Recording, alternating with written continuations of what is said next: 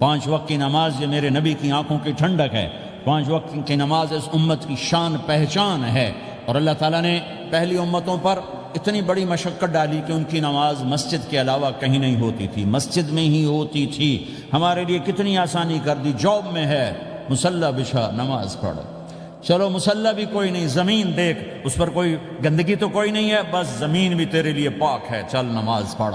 اور آسانی کر دی، پانی کوئی نہیں ہے، کوئی بات نہیں، مٹی میں ہاتھ مار، منہ پہ مل، پھر ایک ہاتھ مار، یوں کر، چل نماز پڑھ، میں تیری قبول کروں گا۔ یہ کسی امت کے ساتھ یہ نہیں ہوا، انہیں وضو ہی کرنا تھا چاہے پانی 50 میل پر موجود ہو۔ اور ہمارے لیے پانی کوئی نہیں ہے، چلو تیمم، مٹی میں ہاتھ ہمارا یوں کیا، پھر ہاتھ ہمارا ایک یوں کیا، ایک یوں کیا، چل بھائی اللہ اکبر قبول۔ عمار بن یاسر رضی اللہ تعالیٰ عنہ سفر میں تھے، ان کو نہانے کی ضرورت ہو گئی، نائٹ فال ہو گیا، تو انہوں نے سوچا کہ ویسے تو آدمی کو وضو کی ضرورت ہوتی ہے تو خالی منہ پہ ہاتھ مارا اور یوں کونیوں تک، لیکن مجھے تو غسل کی ضرورت ہے، تو خالی اس سے تو کافی نہیں ہوگا۔ تو انہوں نے کپڑے اتارے، اکیلے تھے، ریت کے اوپر کبھی یوں لیٹے، کبھی یوں لیٹے، کبھی یوں لیٹے، 3-4 دفعہ یوں یوں اور یوں رول ہوتے ہوتے پھر انہوں نے نماز پڑھی۔ آئے اللہ کے نبی کی بارگاہ میں، یا رسول اللہ مجھے رات کو نہانے کی ضرورت پڑ گئی، تو میں نے کہا وضو کے لیے تو خالی یہ 2 دفعہ کرنا کافی ہے، تو یہ تو نہانا تھا، تو میں تو ریت میں خوب رول ہوتا رہا۔ میرے نبی نے انما یکفیک ضربتان، ارے سیدھے بندے عمار، اس کے لیے بھی اتنا ہی کافی تھا کہ تو یوں کرتا اور یوں کرتا اور تو پاک ہو جاتا۔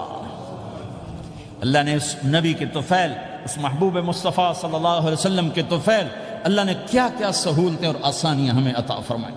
پھر نماز 4 کی 2 رکعت کر دی کہ بھئی تم مسافر ہو 2 پڑھو، روزے میں سفر میں روزہ معاف کر دیا، بعد میں رکھ لینا، بعد میں رکھ لینا، قضا کرنے کا حکم، بالکل چھوڑنے کا نہیں۔ اور کہا کہ بھائی مریض ہو چھوڑ دو، مسافر ہو چھوڑ دو، اور نماز 2 رکعت کر دو، سنتیں چھوڑ دو۔ ابن عمر رضی اللہ تعالیٰ عنہ بیٹھے تھے تو انہوں نے 2 رکعت پڑھ کے بیٹھ گئے، تو ان کے خادم نے کہا سنتیں نفل نہیں پڑھو گے؟ کہا اگر پڑھنا تو 4 فرض پڑھتا میں، میرے اللہ نے معافی دے دی تو میں کیوں پڑھوں؟ میرے نبی نے سفر میں سنتیں نہیں پڑھی کبھی، اپنی امت کو سہولت دینے، فجر کی سنتیں 2 پڑھتے تھے، اس کے علاوہ سنتیں نہیں پڑھی تاکہ میری امت کو سہولت ہو، آسانی ہو۔ ایک دفعہ بارش ہو رہی تھی اور کوئی جگہ نہیں تھی نماز پڑھنے کے لیے، تو آپ نے اپنی اونٹنی کو آگے کیا اور اس پر بیٹھ گئے، بیٹھے ہی تھے، پیچھے صحابہ نے اونٹنیوں پر ہی صفیں بنائیں، اور یہ نماز اونٹنی پہ بیٹھ کر ادا کی گئی بارش کے اندر۔ نماز اونٹنی کے اوپر نماز بھی ہو گئی، رکوع بھی ہو گیا، سجدہ بھی ہو گیا، سلام بھی ہو گیا۔ پہلی امتوں کے لیے نہیں تھا، سجدہ ہی کرنا پڑے گا۔ یہ اللہ کے محبوب مصطفیٰ صلی اللہ تعالی علیہ وسلم کی طفیل، میرے اللہ نے ہم پہ فضل و احسان کیا، تو میرے نبی کی زندگی میں عبادات میں نماز سب سے اعلیٰ نظر آتی ہے، سب سے نمایاں نظر آتی ہے۔ اور پھر بازار میں، گھر میں، دفتر میں، ماحول میں میرے نبی کے اخلاق، یہ زندگی کا دوسرا روشن پہلو ہے۔ میرے نبی کی ساری زندگی 2 لفظوں میں آتی ہے، عبادت اخلاق، عبادت اخلاق، یا 2 اور لفظ، حقوق اللہ حقوق العباد، حقوق اللہ حقوق العباد۔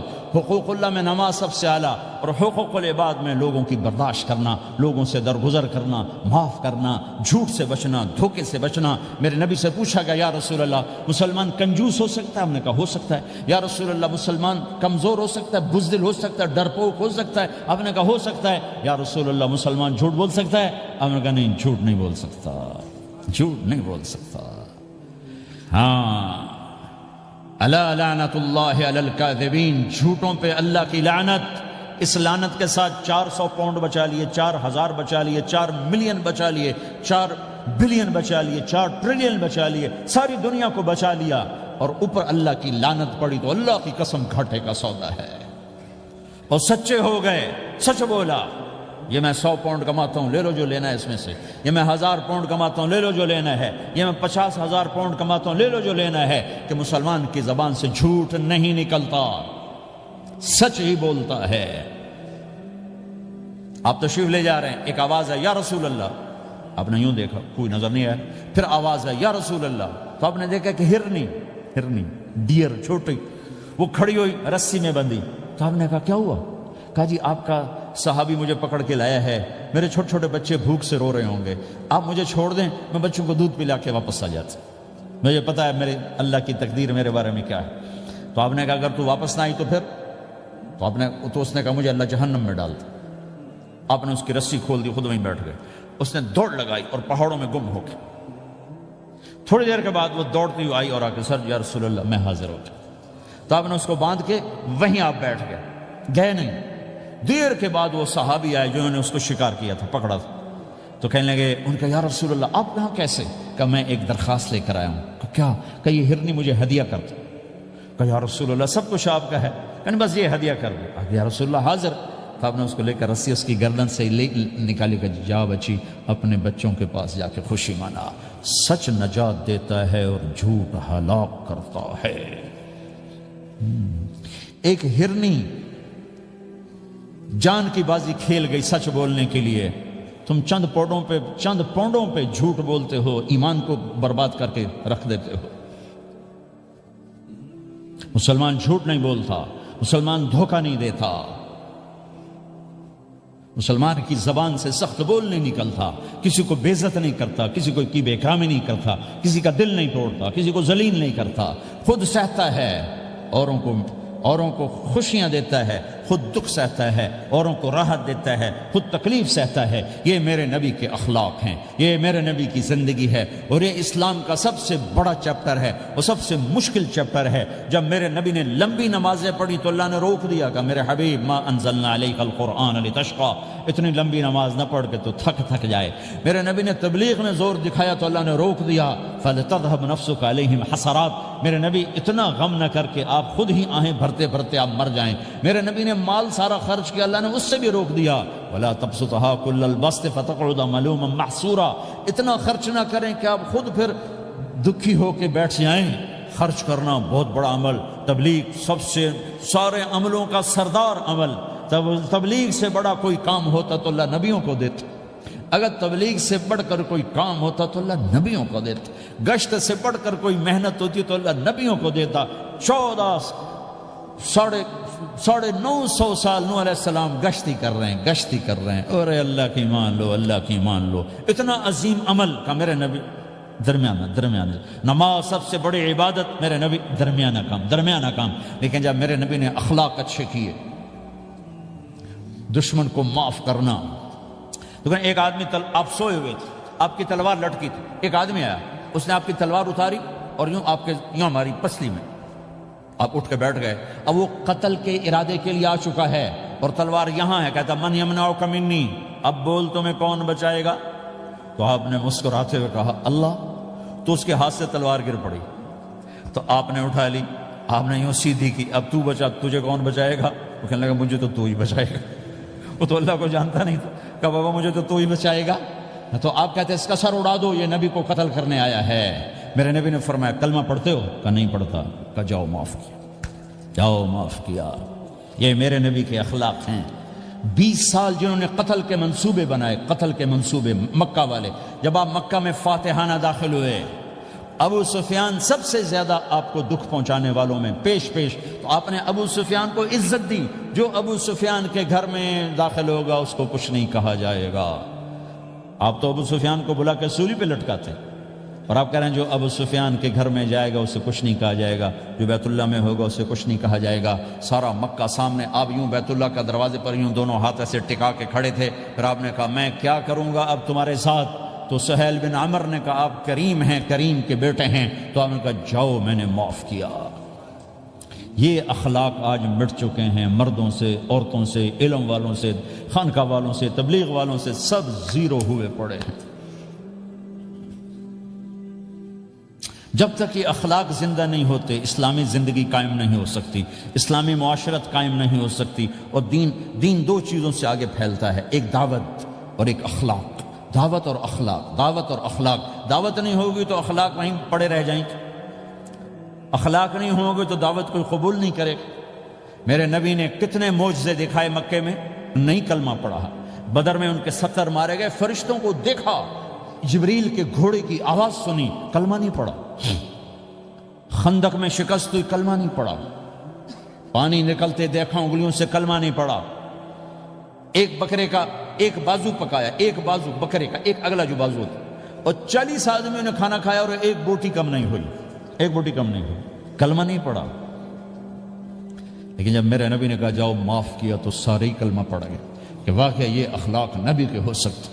حنین کی جنگ میں جب بھاگے لوگ، شکست ہوئی، تو ایک صحابی کا بھاگتے ہوئے پاؤں ہمارے نبی کا پاؤں پر آیا، اور جوتا سخت تھا، تو آپ نے کہا اوجعتنی، اور آپ کے ہاتھ میں چھڑی تھی، آپ نے اس کو یوں ماری، اوجعتنی، ارے تو نے مجھے کتنا زیادہ درد پہنچایا، دکھ پہنچایا۔ وہ بیچارے پگھل کے رہ گئے اور پریشان ہو گئے، اور فرماتے ہیں سارا دن میں پریشان، ساری رات پریشان کہ اللہ کے نبی کو میں نے تکلیف پہنچائی، اب میرا کیا بنے گا۔ اگلا دن ہوا تو اعلان ہو رہا تھا بھائی جس کا پاؤں نبی کے پاؤں پہ آیا تھا اس کو اللہ کے نبی بلا رہے ہیں۔ تو صحابی کہنے لگے میں نے سمجھا بس اب میری تو دنیا بھی گئی اور آخرت بھی گئی، اب میرے اوپر کیس بنے گا اور مجھے ڈانٹ ڈپٹ بھی ہوگی، میرا کتنا بڑا گھاٹا نقصان ہوگا۔ یہ حاضر ہوئے ڈرتے ڈرتے، تو آپ نے فرمایا میرے بھائی کل میں نے تمہیں چھڑی ماری تھی، وہ مجھے معاف کر دینا، اور یہ 80 اونٹ تمہیں ہدیہ دیتا ہوں، 80 کیملز یعنی 80 پراڈو، 80 رینج روور کا یہ میری طرف سے تمہیں ہدیہ ہے۔ وہ حیران پریشان، یہ میرے نبی کے اخلاق ہیں، یہ میرے نبی کے اخلاق ہیں۔ کانٹے بچھانے والی نے 4 دن آنا چھوڑ دیا، بیمار ہو گئی تھی، تو آپ نے اب کیا بات ہے، وہ ہمارے راستے میں اب کانٹے کوئی نہیں ہیں، کہا جی وہ بیمار پڑی ہے جو کانٹے بچھاتے تھے، تو آپ اس کے گھر چلے گئے، ماں جی خیریت تو ہے، اب ٹھیک تو ہیں، کہا بیٹا مجھے کلمہ پڑھا دے، بس تیرے اخلاق نے مجھے فتح کر لیا ہے۔ میرے بھائیوں یہ چیپٹر بھول چکے ہیں، بھول چکے ہیں، بھول چکے ہیں۔ جب تک یہ چیپٹر زندہ نہیں ہوگا زندگی اسلامی نہیں بنے گی، معاشرہ اسلامی نہیں بنے گا، اور آگے قوموں کے لیے اسلام کا دروازہ نہیں کھلے گا۔ ہمیں معاف کرنا آتا ہو، ہمیں گالی دینے والے کو دعا دینا آتا ہو، غیبت کرنے والے کی تعریف آتی ہو، اور غیبت کرنے سے، غیبت سننے سے اپنے آپ کو ایسے بچاؤ جیسے زہر سے بچاتے ہو، جیسے آگ سے بچاتے ہو۔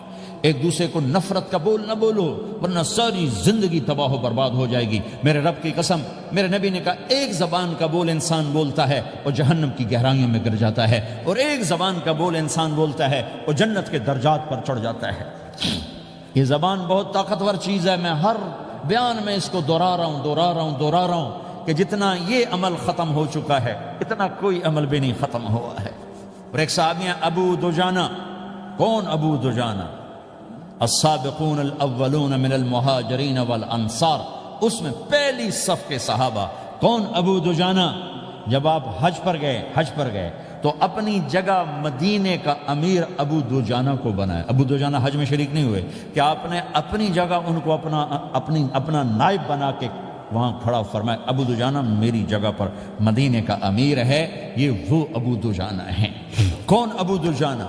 جو جنگ بدر سے لے کر آخری حج تک ہر سفر میں شریک ہیں، ہر سفر میں شریک ہیں۔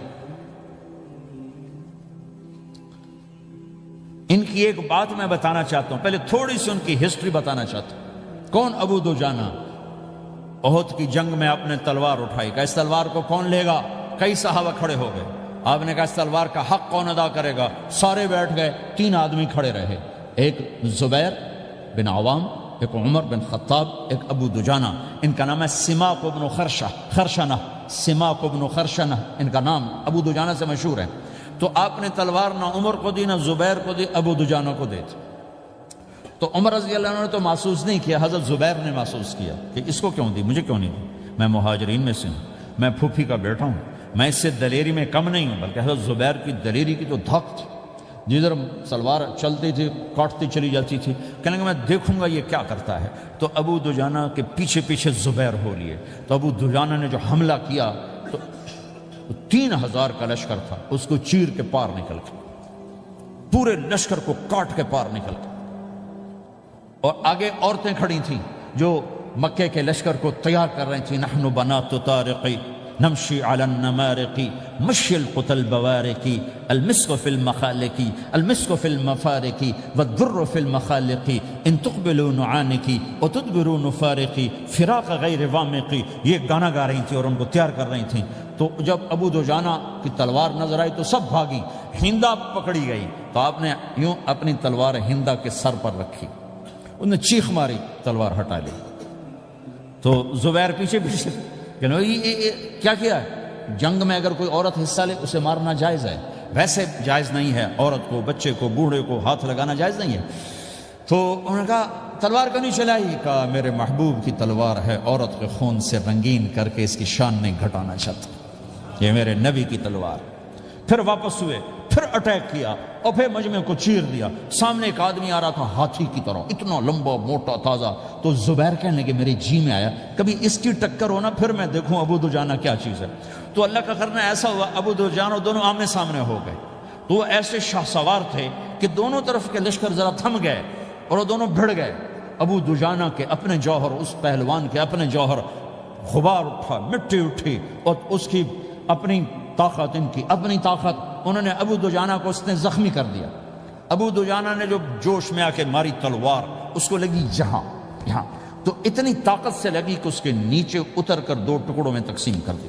یوں ماری تو ایک حصہ ادھر، ایک حصہ، پھر یوں دیکھا اور اپنے چہرے سے لوہے کی ٹوپی اتاری، اما ترا انا ابو دجانہ، کیا دیکھ رہے ہو؟ میں ہوں ابو دجانہ، تلوار صحیح لی ہے میں نے، غلط نہیں لی۔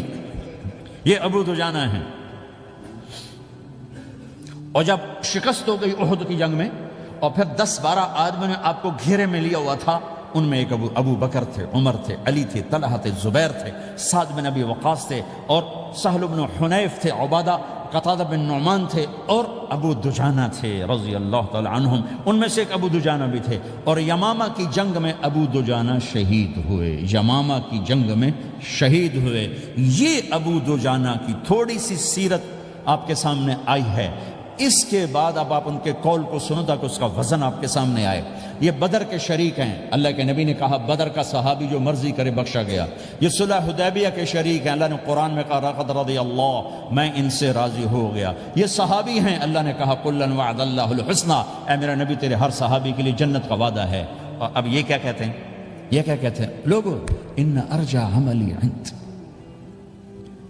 لوگو میرے پاس، ابو دجانہ میرے پاس بخشش کا سب سے بڑا عمل جانتے ہو کیا ہے؟ بدر نہیں، احد نہیں، حدیبیہ نہیں، خندق نہیں، خیبر نہیں، فتح مکہ نہیں، آخری حج نہیں۔ کیا ہے؟ کیا ہے لوگو؟ ان ارجع عملی عندی، میرے پاس آخرت میں بخشش کا سب سے بڑا عمل بس ایک ہے کہ ما آذیت احدا بلسانی، میں نے اپنی زبان سے کبھی کسی کو دکھ نہیں پہنچایا۔ ولا اجد فی قلبی غلا لاحد، اور میرے دل میں کسی کے لیے بغض کوئی نہیں ہے، بس یہ میری بخشش کا عمل ہے۔ تو بھائیو، نبی کے اخلاق میں دو چیزیں لے لو، ایک زبان سے کسی کو دکھ نہ دو، ایک دل میں کسی کا بغض نہ رکھو۔ اللہ کی قسم بغیر حساب کتاب کے جنت میں جاؤ گے۔ بڑے بڑے جنید بغدادی اور بڑے بڑے معرفت والے تمہیں دیکھتے رہ جائیں گے، تمہاری رفتار اتنی تیز ہوگی کہ تمہیں وہی پکڑ سکے گا جس کا یہ دو عمل تم سے زیادہ اچھا ہوگا۔